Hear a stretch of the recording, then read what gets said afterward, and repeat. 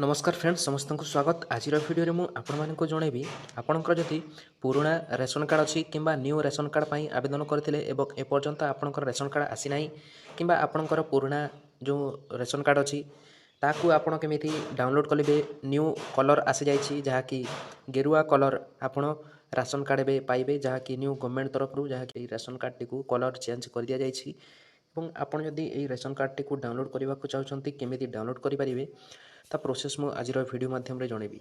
तो देखो फ्रेंड्स आपड़ जदि ए पाखे आसबे यही जो मेन वेबसाइट टा foododisha.in जो रही पाखे आप देखा पाथे NFSA और SFSS अच्छी किंतु ए पाखे एप्लाय करने दि जाए ऑप्शन एडिशन ऑफ मेंबर भी दि जाए डिलीट ऑफ मेंबर दि जाए ट्रांसफर मेंबर भी दि जाए कि फैमिली मेंबर ट्रांसफर दि जाए किंतु ए पाखे आप देखा पाथे डाउनलोड ऑप्शन दि जाए ना। तो केमी डाउनलोड करेंगे चलतु देखने।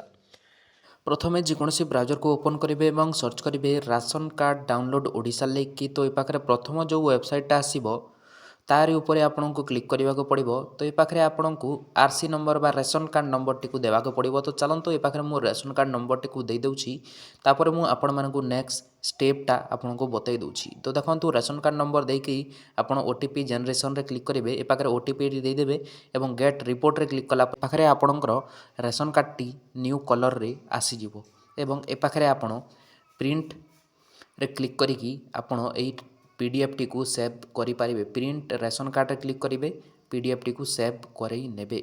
जदि आपण ए पर्यंत राशन कार्ड टी को डाउनलोड करना तेबे ए वीडियो टी को देखिकी आपण रेशन कार्ड टी को निज मोबाइल फोन रे डाउनलोड करि पारिबे जहाँकि समस्तंकर हेल्पफुल रहिबो। ए वीडियो टी को शेयर कर दियंतु समस्त सांग मानक भितरे।